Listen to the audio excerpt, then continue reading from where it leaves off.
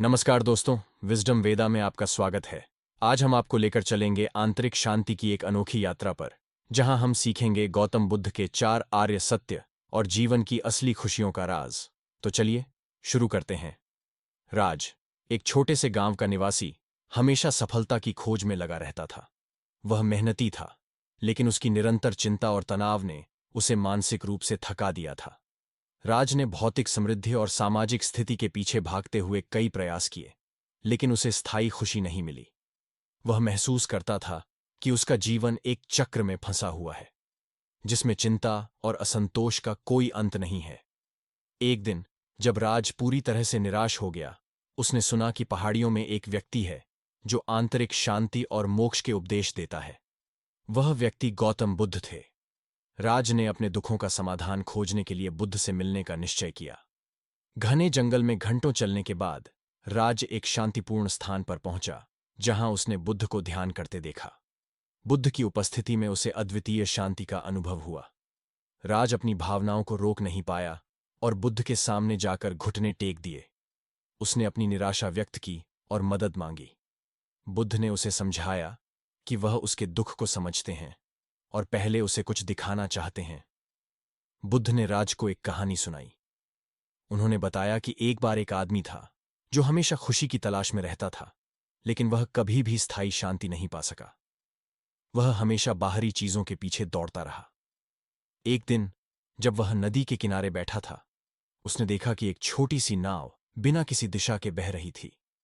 यह देखकर उसे एहसास हुआ कि उसकी जिंदगी भी उस नाव जैसी थी, बिना किसी उद्देश्य के बह रही थी। बुद्ध ने राज को बताया कि खुशी बाहर नहीं, बल्कि हमारे भीतर होती है। हमें अपने मन को शांत करना होगा और अंदर देखना होगा, ताकि हम उस शांति को पा सकें जो पहले से हमारे अंदर विद्यमान है। राज ने बुद्ध की बातों पर ध्यान दिया और गहरे विचारों में डूब गया।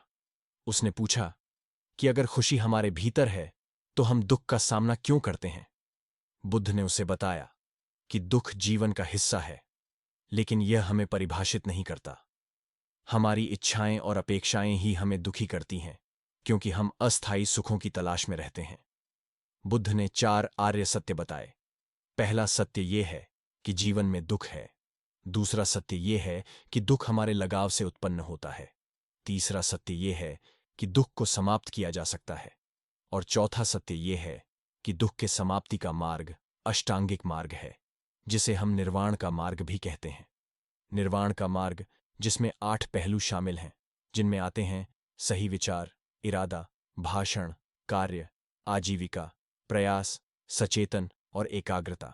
राज ने बुद्ध की शिक्षाओं को ध्यान से सुना और उसके दिल में गहरी शांति का अनुभव हुआ। उसने समझा कि शांति बाहरी चीजों से नहीं, बल्कि हमारे भीतर से आती है।